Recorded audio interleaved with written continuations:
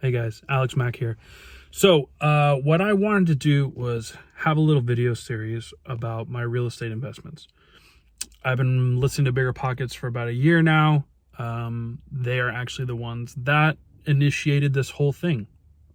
I was listening to a podcast and they said, literally right now, go on to realtor.com, look for a multifamily in the area that you want to invest in, and see if there's anything that's available. There was something available. I put an offer on it. I went through that process. The deal ultimately fell through because there was some tenants that weren't paying, and I didn't want my first deal to be an eviction, like off the bat. What a terrible experience.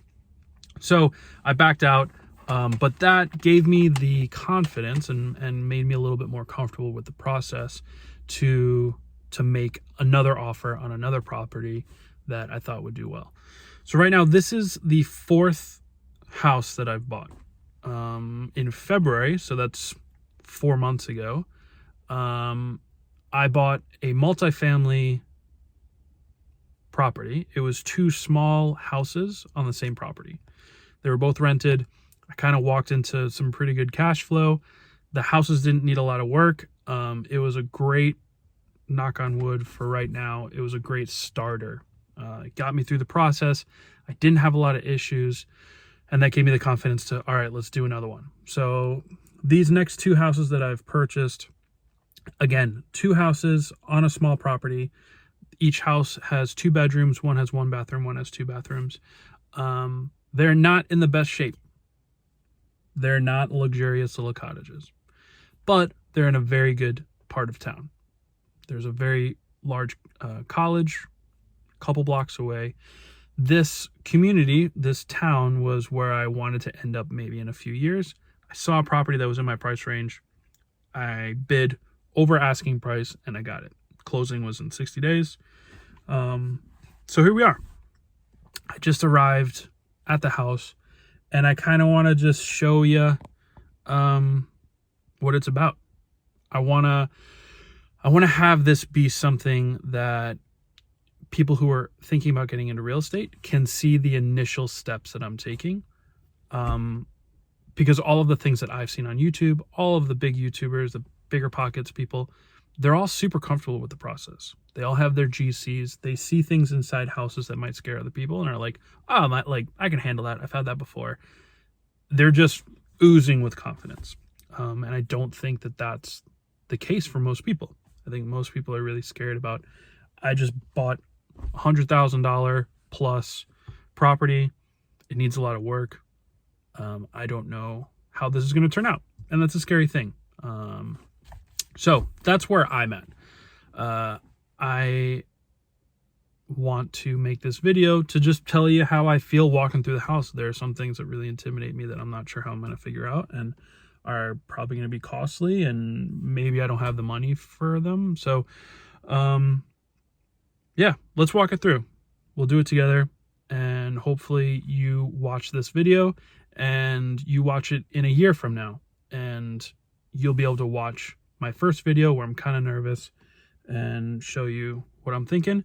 And then you can go through the videos and see what it ended up being, and that'll give you the confidence to buy something similar and know that it could turn into something positive. That's my hope. So let's show you the inside of the house. All right. So you can kind of see why I'm a little bit nervous, but I think because of Bigger Pockets, I see the cash flow opportunity. I see the town that it's in, and I just think that it's a good opportunity. So I bought both of these houses for $85,000. I put $20,000 down, got a mortgage for $65,000 at 5% because the rates just went up.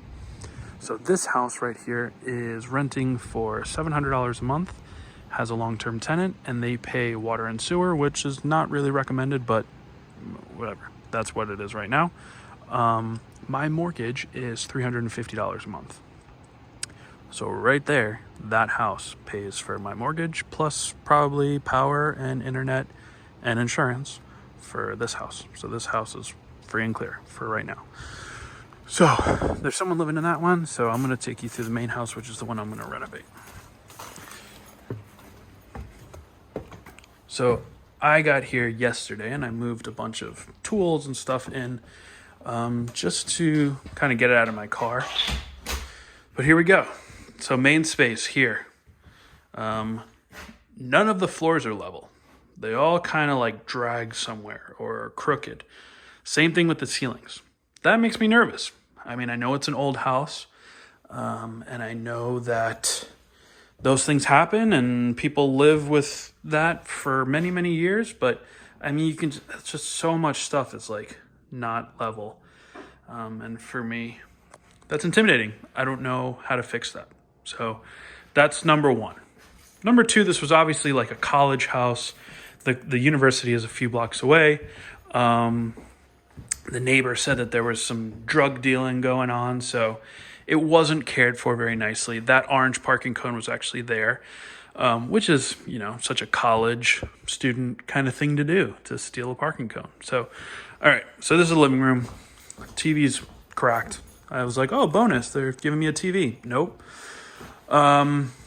Water leakage in here, which is rotted all of that out. But none of that really matters because I'm going to rip all of this kitchen stuff out and put a new kitchen in. All right. The bathroom lights don't work. I put my little cargo trailer stuff in here, but a very gnarly bathroom. I mean, I would not use any of these things. So that's why I'm storing stuff in here. I guess there was a washer dryer there. Toilet, which sort of wobbles, tiny little sink, and then a gross shower. But that's bathroom number one downstairs. This is the basement, which doesn't have a light, so it's pretty scary. But it's dry, and the appliances look pretty new down there. The water heater, and the furnace. So kitchen, living room. This is so weird to me. This is the cold air intake for the heater system, for the furnace. Why would you put it in the middle of the floor in the middle of the living room? It's like the highest traffic area other than the front door. This obviously isn't a very highly maintained area. It's totally ripped apart. And when you step on it, it feels real wobbly. So I'm going to have to fix that somehow. I got to talk to an HVAC guy about possibly taking that, doing wood to try to make it look a little bit like it belongs. Maybe you won't notice it. Maybe, I don't know, we'll figure it out. And then trying to split that cold air along the wall with little vents, so that's not there, because that's kind of ridiculous. All right, let's go upstairs.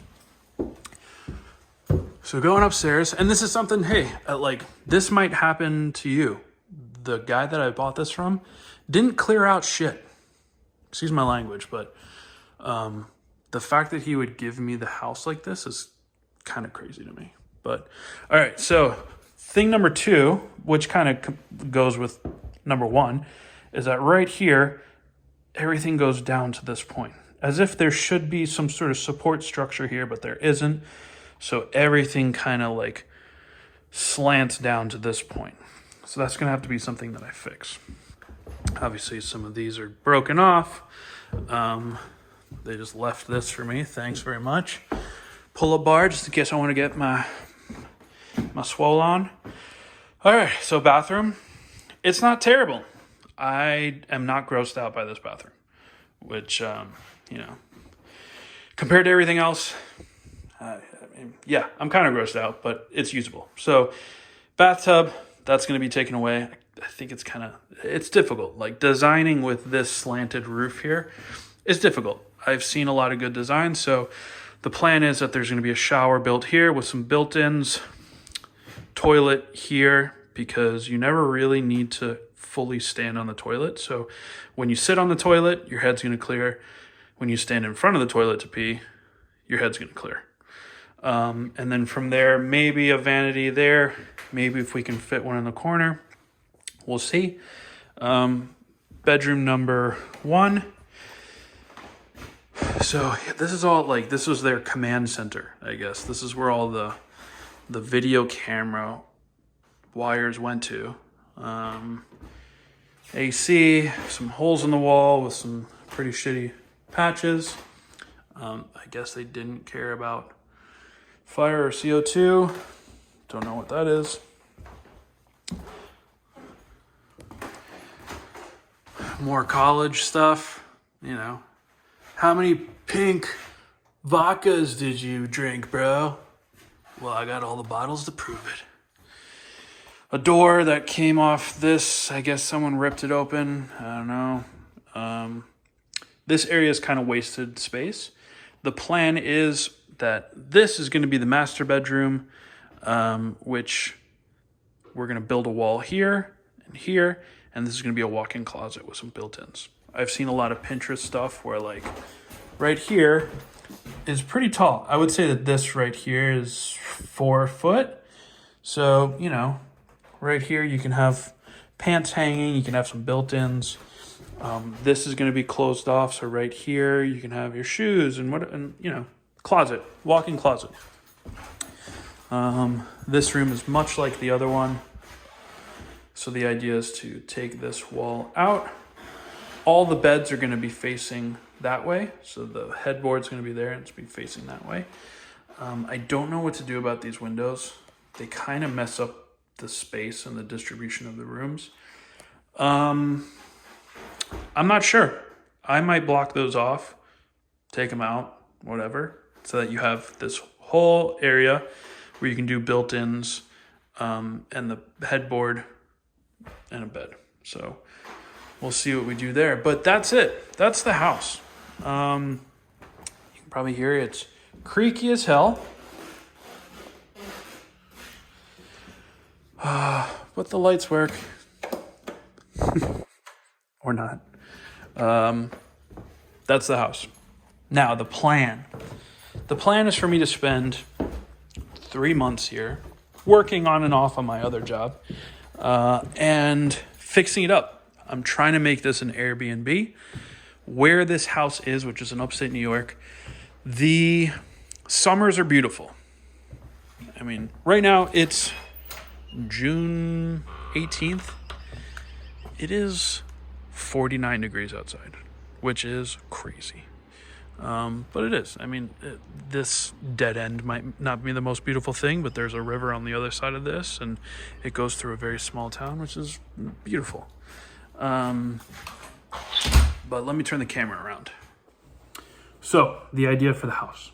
I'll give you some numbers and be totally transparent as much as I can. This is a town where the summers are beautiful, and people really like to spend time here, but then the college is out. So my Airbnb goals will be for people who want a vacation up here, which is probably not that many, but Airbnb will mostly be for the school times. You know, parents want to come. This school is very expensive to get into. It's very expensive tuition. So there are some richer families coming in, and there's not that many options for really nice, clean, well-designed homes. It's just not, that doesn't exist here. So that's the hope, is Airbnb during really high volume months. Once it gets cold, people don't come here unless they have to, because we're in an area that gets winters where it could be 20 to 30 degrees below zero. That's not something that people vacation in. And it's not like a fun minus 20 to minus 40 degrees. Something that I've gotten into, or that I've really researched a lot, and not because of any reason other than that it was on Bigger Pockets, is renting to nurses. So medium-term rentals. Because this area is so brutal, not a lot of people that go to nice schools around the country want to live here full-time. I understand that.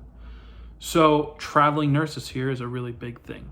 They have to bring in nurses from around the country to work at the hospitals here, because otherwise there just wouldn't be high quality nurses. So traveling nurses is a big thing. What I'm thinking is during the summer seasons, during the warm seasons, when this could be a popular Airbnb, I will rent it on Airbnb. When it gets cold and Airbnb would basically shut down and there would be zero rentals for Airbnb, then I start establishing traveling nurses in here. It's 2-bedroom, 2-bathroom, could be 2 nurses, could be 1. It'll have laundry, and it'll be clean, modern. I'll put my touches on it. They typically pay anywhere between Airbnb and a long-term rental. So this would probably go for around $850 to $1,000 a month once it's fixed up in this neighborhood. On Airbnb, it would probably be around $3,000. So I think, and this is totally just projecting and projections, and it might be more, it might be less, but probably around $2,000 for a traveling nurse per month. So with that house, the smaller house that I showed you, paying for the mortgage and basically the overhead for the houses, anything that I make on this house will be positive cash flow. I purchased these houses for, I already told you, I purchased them for $85,000. I am planning on spending about $20,000 to fix them up, being that I do a majority of the work with my dad, with another carpenter that I know here, just with a little bit of help. So I got $20,000 to spend on the renovation. That could go up to about $30,000 if I needed. But I think this house could take $20,000 to $30,000. It's in pretty bad shape, but we'll see. I'm really looking forward to starting the process. It's a little intimidating to start. I don't know where to start. I haven't built a house before. Actually, that's not true. I haven't renovated a house before. We've built a house from the ground up, but that's sort of easier to know the process. Here, do I start in the basement, supporting the floors first, then sort of demo everything, or do I demo things like I only demo as I go, so that I don't demo things that are just going to end up being demoed, and if I run out of time, then it's a destroyed space. All considerations that I am going to have to figure out, because it's my first time, are going to be kind of just at the, what's the saying, at the seam of my pants or something like that. It's a small house. I'm lucky that it's a small house. It needs new siding, or it needs the siding on here to be refurbished, sanded, painted, sealed. It doesn't need a new roof, which is good. But it's exterior and interior. It's going to take a long time. It's going to take a lot of work, but it's the first one, and I'm really excited. I've been saving up for a long time to be able to sort of take the summer off of my normal job and do this, try it out, see if it's what I want to do. The best case scenario is that this goes really, really well, that I stay on budget or close to budget. I know you always go over, but I stay close to budget. I'm able to Airbnb it. I'm able to invite some friends and family to stay up. There's a lot of friends that kind of want to invest in this area with me because they've seen the returns. I want them, before we do any sort of investments or partner up on anything, I want them to come and spend some time in the town, make sure that they like it. Yeah. So we'll see. It's a scary thing, but you don't learn unless you take these risks. You don't make any money unless you risk things. And this is all in an effort to make me financially free. What I do, the job that I normally have is fabrication, but it's metal fabrication. I'm restoring cars. I'm turning them into food and beverage carts. My little pitch is that I restore antique pickup trucks and I turn them into mobile cocktail bars. And that's what I do. That's what I've been doing. I've been doing catering service with those trucks that I've converted. And now I'm building them for other brands, liquor brands, which is a really cool career. Nothing against that. I've built it up. It's been really cool. It's been good to me. I'm very proud of it. But it's something where I will not be able to make money later on unless I'm physically in a place making something with my hands And that's not what I want to do when I'm 45, 50 years old. I don't want to be in a dark garage grinding metal, and that's the only way I can feed myself or my family. So this is the beginning of something that hopefully is a new career. I've kind of jumped in with both feet, having closed 4 doors in 4 months. And this is going to be the first renovation. So I'm sorry, I know this is a long-winded video. I'm just trying to go through sort of the feelings that I have, because I know a lot of first-time investors are going to feel the same way and might not have videos online showing people who are a little bit vulnerable, not faking it till you make it. This is some scary stuff. There's a lot of money, at least in my eyes. I've worked a while to save the money to be able to do this, and I don't want to mess it up. So that all being said, follow along, subscribe. I'm going to be posting videos along the way here, so that you guys can see the progress, so that we can kind of do this together. And my hope is that after seeing the success that I have here, that you do the same thing. That it gives you a little bit of confidence to make an offer, to even just start looking. All of the things that I do, all of the fabrication, the car mechanics, everything I've learned has been from YouTube, from people before me, sort of carving that path to give me the confidence to try. And that's what I want to do for someone else on YouTube. I'll be the guinea pig. I'm sure there's a million guinea pigs before me. But I'll just be one more that can talk openly about the struggles that I'm having with this, the optimism that I have once it's going to be done and I get some progress. And I do have confidence that this is going to work out. So thank you for watching. Subscribe, comment, let me know if you're in the same boat or you're contemplating, and let's do this together. Let's make this uneven, ex-college, ex-drug dealing, house, a beautiful Airbnb for people to come and really appreciate the town, so that I can invite my friends, so I can stay here and grow my business more here, because this is such a great place to invest. And we'll go from there. Have a good day.